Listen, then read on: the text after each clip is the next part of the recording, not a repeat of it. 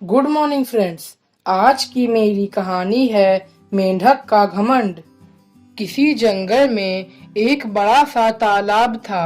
तालाब से एक मेंढक का बच्चा पहली बार पानी से बाहर आया। तालाब से कुछ दूर ही एक भीमकाय भैंसा घास चर रहा था। मेंढक के बच्चे ने पहले कभी भी इतना भयानक एवं भीमकाय जानवर नहीं देखा था। बेचारा समझ नहीं पा रहा था कि यह है क्या। उसने तो अब तक पानी के अंदर रहने वाले जीवों को ही देखा था। इस कारण वह उल्टे पैरों भय से कांपता हुआ वापस अपने घर लौट आया। घर पहुंचकर वह अपनी माँ से लिपट गया और डरते हुए कहने लगा, माँ, मैंने अभी अभी तालाब के बाहर एक बहुत बड़ा जानवर देखा है। कैसा था देखने में वह जानवर? माँ ने बच्चे को प्यार करते हुए पूछा। मेरे लिए उसके बारे में ज्यादा तो बताना कठिन है, मगर इतना समझ लो कि उसके 4 लंबे लंबे पैर थे, एक पूंछ थी, 2 बड़ी बड़ी आंखें और उसके सिर से 2 नुकीली भाले जैसी चीजें निकली हुई थी। मेंढक के बच्चे ने एक सांस में ही सारी बातें बोल दी।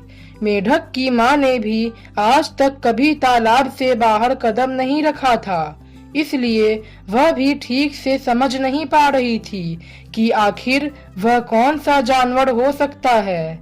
उसे यह सब सुनकर स्वयं पर कुछ अपमान भी महसूस हुआ कि उसका बेटा उसके आकार को उससे भी बड़ा बता रहा है, जबकि वह तो अब तक अपने से बड़ा किसी को समझती ही नहीं थी।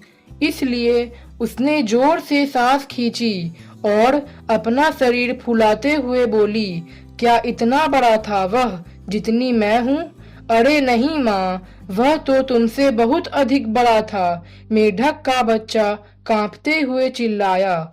इस बार मेंढक की माँ ने अपने फेफड़ों में ढेर सी हवा भरी और आशा भरे स्वर में बोली, अब देखो, क्या अब भी वह मुझसे बड़ा लगता था? नहीं माँ, तुम तो उसके आगे कुछ भी नहीं हो, मेंढक का बच्चा बोला। अब तो उसकी माँ के लिए अपने अभिमान के कारण यह बात एक चुनौती जैसी बन गई। इस बार उसने अपने फेफड़ों में जबरदस्ती हवा भरकर फूलने का प्रयत्न किया, मगर आखिर वह कितना फूलती। और एक समय आया जब ज्यादा हवा भर जाने के कारण उसका पेट किसी गुब्बारे की भांति फट गया।